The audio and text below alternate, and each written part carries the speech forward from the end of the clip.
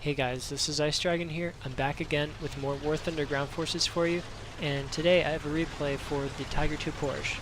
Now, the Tiger II Porsche tends to get a lot more hate compared to the H. It's not as well armored in the front of the turrets, and that seems to be the common complaint about it. Even though it's got a fairly weak frontal turret, it's actually sloped better, and so some of those shells that come in can bounce off the top of it, and unfortunately they can also bounce down into the bottom of the turret and get stuck in that shell trap. So that's a little bit of an issue that people tend to complain about. Now, complaints aside, this tank is very well armored with great sloping. It has an excellent turret traverse and an accurate, powerful gun capable of reaching out and stopping targets from all the way across the map. Compared to the Tiger II-H, it has a very small turret capable of bouncing shells off of the upper region of it, and that leaves you a very small margin of error when you're shooting against it. The gun depression is incredibly good. It performs exceptionally well in a hold down and elevated position where you can make the most of your angling. Though this is certainly a monster in the battlefield with its very good frontal armor and powerful long 88 gun, this tank is not without its drawbacks.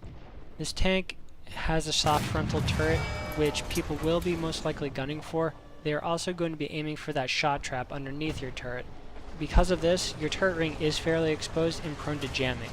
The size of your tank does limit your ability to hide and use cover, and it is slow to accelerate and get to top speed. So when you are playing this, I would recommend not playing whack-a-mole with the other guys. Instead, I would commit to one flank and take up a key position where you can overwatch all of the other points and take on the targets from long range. Or alternatively, you can play a area denial role where you prevent anybody from moving onto your location. This tank is very well armored, and if you position yourself right, people will struggle taking you out. If you guys were watching closely, the Sherman Firefly that engaged me actually bounced a shell right off the front of my turret. I was at about 800 meters, and if you keep at about 500 meters or more, most of the shells coming in will do absolutely nothing to you. There are, of course, some exceptions to this rule. The IS-2s and anything with a really good gun caliber, like the ISU-152, they will probably be able to do some serious damage. So don't rely on this, just know what targets you're fighting and what they are capable of.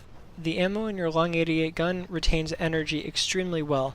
I've been able to take out targets at 2.5 kilometers on the Battle of Hurtgen Forest with default ammo. It's so reliable that I tend to use that more than any of the other ammo types. I will keep them on hand if I do need them. Soft targets are better dealt with high explosive, and if I can't penetrate something at extended ranges, I might switch to the armor-piercing composite rigid shells, but it is actually very, very rare that I do need to do that. And while we're on the topic of ammo, I'm going to leave you guys a little tip on how you can increase your longevity in the Tiger II. Now, your loader actually goes through the shells in the back of your turret before they even touch any of the other ammo in your tank. If you remove 21 shells from the back of your turret, you'll be far less likely to get ammo racked. This little trick has actually saved me numerous times, so I would highly recommend doing that if you're running a Tiger II. Let's get back to the replay. Before I reviewed this, I did not realize that this T-44 actually detonated his own cannon breech when he fired a shell at one of my allies. When I started scanning, I noticed that there was a Hellcat that appeared really nervous about my positioning, so I actually decided to start rolling up on him. Because of my elevated position and my slight angling, I've got a huge advantage on this guy. Most of my allies are on my left side and pushing onto the spawn point, so I feel pretty secure about rolling up on him. He is a sitting duck with absolutely nowhere to run, so I fire a shell into the center of his hull, finishing off the rest of his crew. With that Hellcat taken care of, we have the entire south of the map to ourselves. Our allies are pushing on the southwest of the map, and that leaves me with one thing to do. We have an excellent vantage point onto the northwest and north of the map, so I'm going to take advantage of that. I briefly start scanning the north for any enemy contacts. What I eventually spot is a T-44 on the opposite side of the town. He is at about 1.2 kilometers and has no idea that I'm there. My ranging is spot on, and it goes straight into the side of his fighting compartment. And he goes right up in flames. I immediately shift my attention to a Sherman Firefly that's about 100 meters behind him. I don't do any vital damage, but I do split his barrel. This is enough to scare him off of my allies. I do attempt to fire a follow-up shot and take him down, but I do miss, and afterwards I decide he's not worth the trouble. I'm going to leave him for my allies, who probably have a better line of sight on him. By this point, I've been staying in one spot for quite a while. I decide to shift myself a little bit further back so that I have a different angle and am able to fire onto more targets. So now that I've positioned myself, I'm starting to turn my hull more towards the enemy. If anyone on the lake side sees me and shoots at me, they're going to have to deal with my elevation, and most of the shells are probably going to bounce off my upper glacis. And if anyone sees me from the cliffside, they're going to have to contend with my angling. Immediately though, I start spotting targets on the west of the town. From here on, it's open season.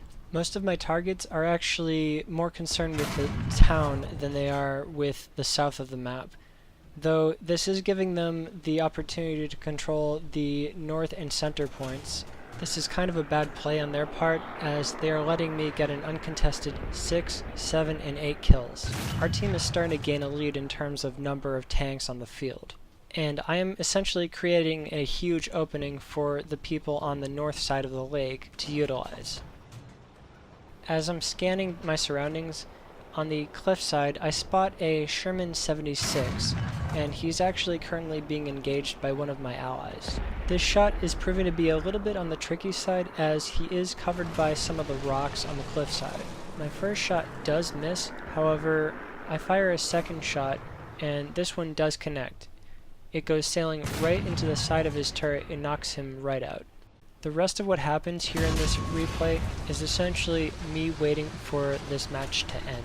The remainder of the enemy forces are mainly aircraft. With proper positioning, you'll be able to easily knock out a good portion of the enemy team with this tank, as you have seen in this video here. Your long 88 is devastating to a lot of the enemy forces, and very few things are able to bounce it. Keep in mind, this accounts for simulator battles and not so much realistic battles, as the matchmaking rules are a little bit different. You may end up going up against some Cold War tanks, and those can prove to be a nightmare to deal with in this tank.